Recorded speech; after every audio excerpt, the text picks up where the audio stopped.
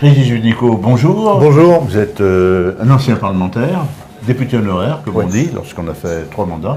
Et vous aviez tenu votre promesse, ce qui n'est pas le cas de tous. Je ferai 3 mandats, et puis après, je ferai autre chose. Vous êtes aussi conseiller départemental dans l'opposition. Alors, on va parler de votre passion du sport. Vous êtes aussi ce qu'on appelle un spécialiste de sport santé. Et il y a beaucoup d'actualités sportives et extra-sportives. Hein. Peut-être un bilan des Jeux Olympiques qui ont quand même été un moment plutôt d'union, de ferveur, dans un pays qui est de plus en plus fragmenté. Hein. Oui, puis j'ai envie de dire, ça a été peut-être le seul moment d'unité nationale pendant l'année 2024, c'est vrai, avec des Jeux olympiques et paralympiques. Attention, il ne faut pas oublier qu'il y avait une vraie ferveur aussi. Je rappelle toujours que le record d'affluence au Stade de France, ça a été le samedi 7 septembre pour les finales de para-athlétisme, avec 68 000 spectateurs dans le Stade de France. Donc il y a eu une ferveur autour des Jeux olympiques, la cérémonie d'ouverture, puis bien évidemment les exploits des sportifs. On a eu nos athlètes français olympiques et paralympiques qui ont été au rendez-vous, qui ont rempli leur part du contrat, une belle moisson de médailles.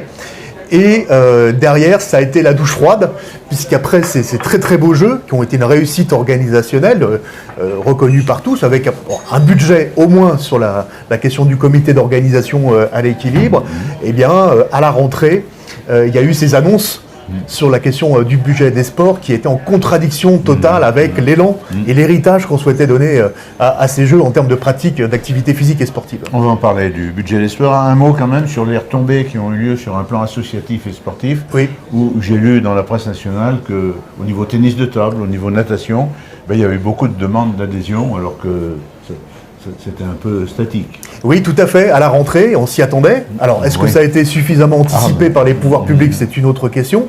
Mais on s'y attendait. Il y a eu, on le sait maintenant, plus 5% de licenciés dans l'ensemble des clubs. Mais sur certaines disciplines qui ont particulièrement brillé au moment des Jeux, alors le tennis de table avec les frères Lebrun, la natation un petit peu moins, le badminton, un certain nombre de disciplines, le handisport aussi. Il y a eu beaucoup plus d'inscriptions, là on est plus à plus 15, plus 20, plus 30%. Et on a eu 1 500 000 nouveaux licenciés, c'est-à-dire des jeunes garçons notamment et des jeunes filles, qui, après les Jeux, après l'engouement des Jeux olympiques et paralympiques, ont souhaité s'inscrire dans un club sportif. Le problème, c'est que des clubs sportifs ont dû aussi refuser. Là, on a des cas à Saint-Étienne, notamment pour le basket, pour le football aussi. Mais ça, refusé, pourquoi? Parce que manque d'équipements sportifs et de créneaux à offrir à ces nouveaux licenciés. Et puis aussi, parfois, faute d'encadrants, c'est-à-dire des éducateurs sportifs formés et diplômés. Je parle aussi des bénévoles, qui sont très importants dans le modèle sportif français. Il y a 3 500 000 bénévoles. Et là, il y a peut-être eu un manque d'anticipation sur cet afflux nouveau et le fait qu'on devait les accueillir dans de bonnes conditions. Un autre aspect qu'on a dû trouver très positif l'un et l'autre, c'était la parité et vraiment la promotion du sport féminin aussi. Oui, tout à fait. Et ça, c'est extrêmement important parce qu'aujourd'hui, on voit l'essor de pratiques féminines dans beaucoup de disciplines. C'est vrai du foot, il y a 200 000 licenciés féminines sur les 2 millions de licenciés dans le foot, mais aujourd'hui dans toutes les disciplines sportives, et on le sait, c'est une des inégalités très fortes de pratique d'activité physique et sportive. Les femmes, par rapport aux hommes, pratiquent beaucoup moins. Alors, faute de temps, essentiellement, notamment à différents stades de leur vie, notamment à l'adolescence, et ça pose des problèmes de conditions physiques, mais aussi tout au long de la vie. Et donc vraiment, la politique publique sportive française, elle doit avoir une orientation très claire qui est d'essayer de combler cet écart et de faire en sorte qu'il y ait un rattrapage en termes d'activité physique et sportive pour les femmes. Et donc ça doit être vraiment quelque chose qui nous anime. Alors vous avez évoqué tout à l'heure le budget national du monde sportif qui est évidemment surpris par sa faiblesse. Il y a eu une mobilisation, une pétition nationale, des protestations aussi. Un résumé rapide de cet épisode qui s'est pas trop mal terminé quand même, il y a eu un retour en arrière. Alors on va dire que le pire a été évité, mais les moyens financiers consacrés au budget des sports au niveau national, c'est moins d'1 milliard d'euros. Donc c'est un tout petit budget, de 0,18% du budget de la nation, n'ont pas été préservés, n'ont pas été sanctuarisés. On aurait pu s'attendre, après des Jeux olympiques et paralympiques réussis, à ce qu'on dise, au moins on maintient en l'état les crédits du sport. il y avait une première annonce qui avait été faite au moment du gouvernement Barnier, et puis très récemment aussi avec le gouvernement Bayrou, d'aller jusqu'à moins 30% de crédit du budget des sports. Et c'est vrai que ça a suscité, même si on avait eu des indices, nous, depuis un an, sur le fait que, on va dire, les crédits seraient coupés de façon assez significative. Il y a eu une mobilisation importante à la fois des sportifs de haut niveau, à la fois des fédérations sportives et des élus aussi en charge du sport. Parce que avez été sollicité par des quotidiens nationaux. Voilà, tout à fait, pour commenter cette baisse notamment de crédit.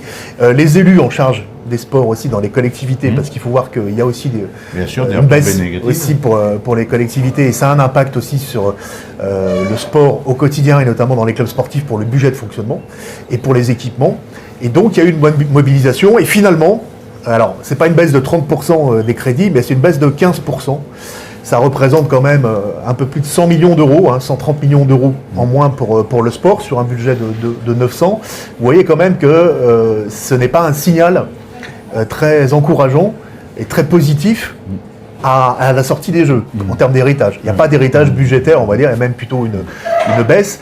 Et je dirais que par rapport à la culture, alors c'est vrai qu'il y a aussi des baisses dans le budget de la culture, mais beaucoup moins importantes, autour de 3% au niveau national. Il y a des baisses aussi dans les collectivités. Ça va falloir aussi, bien évidemment, être très vigilant pour la culture. Mais le sport a été beaucoup plus maltraité, on va dire, entre guillemets, que la culture dans le budget. Et dans votre mobilisation, vous n'avez pas oublié de faire des propositions, notamment une sur une taxe sur les paris sportifs.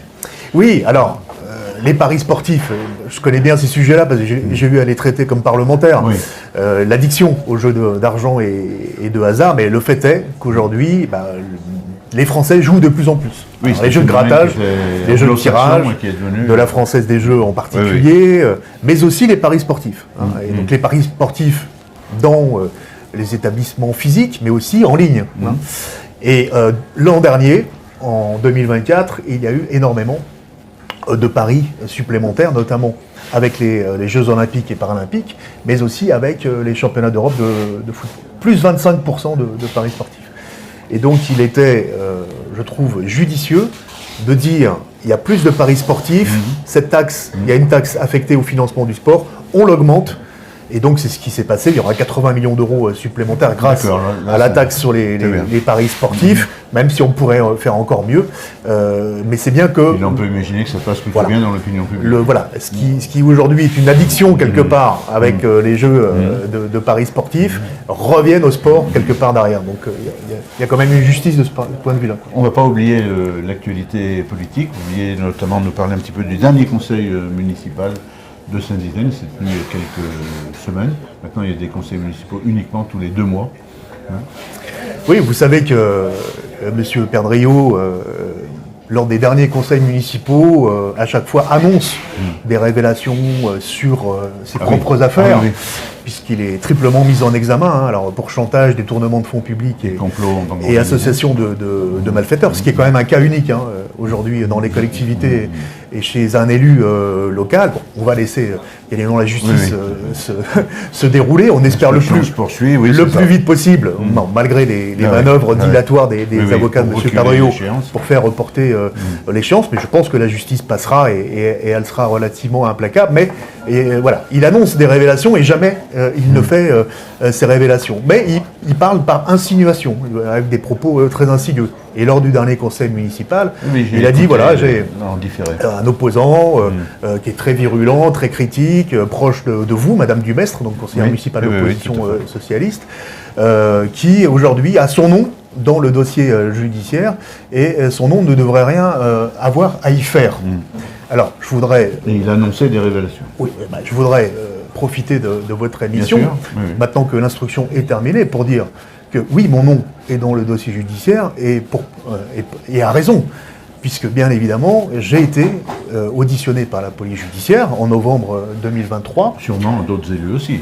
D'autres élus, alors notamment sur la question des subventions et du détournement de fonds publics présumés, puisque mon nom apparaissait, ça a été révélé tout de suite après les révélations de Mediapart fin août, début septembre, dans le faux document de subventions où on avait cru bon, c'est l'entourage de M. Perdriau, en tout cas l'enquête le déterminera, mon nom, celui de Mme Michaud-Farigoul, mais peu importe aussi, pour la région, mais mon nom au titre de la réserve parlementaire, pour donner de la crédibilité au dossier. Et donc j'avais démontré tout de suite, puisque j'avais été interrogé par les journalistes nationaux et locaux, que ma réserve parlementaire, non seulement je n'avais pas été sollicité, mais n'avait pas été utilisée. Et donc, en fait, on avait fabriqué quelque part un faux autour de cette subvention de la GAP, de la Galerie Art Pluriel, pour essayer de me compromettre quelque part.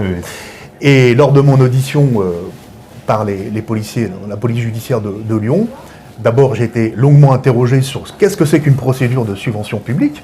Voilà, création d'une association, 2 mois plus tard, vous demandez une subvention, vous l'obtenez 5 mois plus tard. Nous, on n'a jamais vu ça. Au département, que ce soit en tant que parlementaire avec une somme la réserve parlementaire. Donc j'ai été longuement interrogé sur la procédure, est-ce qu'elle me paraissait normale. Mais j'ai indiqué aussi aux policiers à la fin de cette audition que je me réservais le droit aussi de porter plainte pour un usage de faux et fabrication de faux visant à me compromettre, puisque mon nom apparaissait. Et comme on connaît les méthodes aujourd'hui, elles ont été révélées, bien évidemment, de M. Perdriau et de son entourage dans ces différentes affaires. À un moment donné, la question se posait de savoir si il n'avait pas tenté aussi de mouiller ses opposants politiques. Donc je peux le dire avec beaucoup de tranquillité aujourd'hui. Oui, mon nom apparaît dans le dossier judiciaire, et c'est tout à fait normal, puisque de toute façon, j'étais mentionné dans ce dossier de subvention qui aujourd'hui apparaît comme étant un faux dans un détournement de fonds publics. Alors, le temps passe vite. Juste pour terminer, on rappelle votre livre, Bougeons, contre la sédentarité. Il est toujours en vente. Tout à fait, il a bien marché pendant l'année 2024. Je suis très heureux. Je fais beaucoup de conférences d'ailleurs aux 4 coins de la France à ce sujet, sur la lutte contre la sédentarité, sur la lutte contre l'inactivité physique. Et aujourd'hui, on a un certain nombre d'idées qui sont en train de progresser. Alors en particulier, j'en évoque qu'une seule, le remboursement progressif de l'activité physique adaptée dans la prise en charge d'un certain nombre de maladies chroniques, maladies cardiovasculaires et notamment hypertension. On rappelle le nombre d'éditeurs. Les éditions de l'Aube et la Fondation Jean Jaurès. Cher à notre ami regretté et défunt Michel Debout, qui, je pense aujourd'hui. Oui, tout à fait, moi aussi.